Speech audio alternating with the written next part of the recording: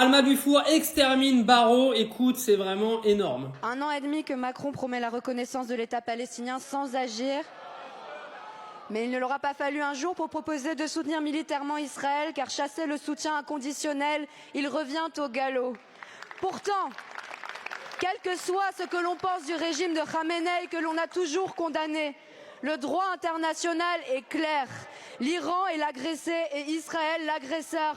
Comme le rappelle l'ancien ambassadeur de France en Israël et aux États-Unis, Monsieur Barrot, c'est la première fois que la diplomatie française confond guerre préventive et droit à se défendre. À ce stade, il est urgent que vous changiez de métier. Netanyahou a tué 408 personnes en Iran. Il est aussi responsable, et je le dis, de la mort de 13 citoyens israéliens. Je l'assume, c'est sa responsabilité. Ni Netanyahou, ni Khamenei, et l'appel du mouvement Femmes, Vie, Liberté. Car quand des jeunes sont pendus à l'aube, le régime des mollahs est le seul responsable. Mais quand des hôpitaux sont bombardés et que des enfants meurent sous les décombres, c'est Netanyahou qui les a tués. Depuis 4 jours, un balai de négationnistes se précipite sur les plateaux pour dire qu'il faudrait remercier le gouvernement israélien qui affame 2 millions de personnes enfermées, qui s'acharne sur les Gazaouis tellement fort que leurs restes tiennent dans des sacs plastiques. Plutôt mourir! Quel esprit malade peut encore croire que la démocratie se cache dans ce gouvernement? Il y a 20 ans, des propagandistes de votre genre squattaient déjà les plateaux télé et vociféraient qu'il fallait soutenir l'invasion de l'Irak par les États-Unis au nom des armes de destruction massive qui n'existaient pas plus alors que la bombe atomique iranienne n'existe aujourd'hui. Et ce sont les services américains qui le disent.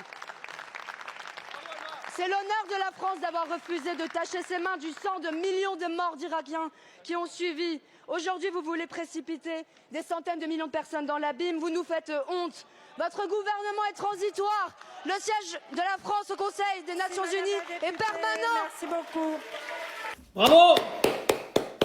Bravo Alma, pour 2 choses. Ton discours, il est magnifique, mais je suis subjugué par ta frange. Je sais pas comment tu fais. Moi, j'essaierai un jour. Non, franchement, je sais pas comment tu fais. Mais bravo. Honnêtement, elle a tout dit. Barrot, de toute façon, il sert à rien. Bon, de toute façon, il va pas tarder à dégager. Tout ce qu'elle a dit est vrai, en fait. Pourtant, moi, je vote pas LFI, les gars. Hein, je le répète. Vous me cataloguez où vous voulez, je m'en bats les couilles. Mais elle a tout dit. Elle a tout dit. En plus, Alma, elle est de ma ville. Elle est là où j'ai grandi. Donc, c'est bien. C'est bien, Alma. Franchement, on est fiers de toi. Mais oui.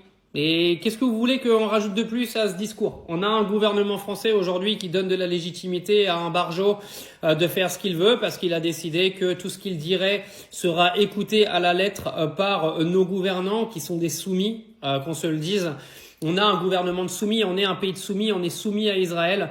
C'est une honte. Ce que fait Netanyahou est une honte. Et ce que font aujourd'hui ceux qui s'occupent des lois internationales qui ont été créées par l'Occident, au passage, c'est franchement... j'ai même plus d'adjectif en fait, tellement j'ai utilisé le mot honte 14 fois, mais c'est honteux quoi.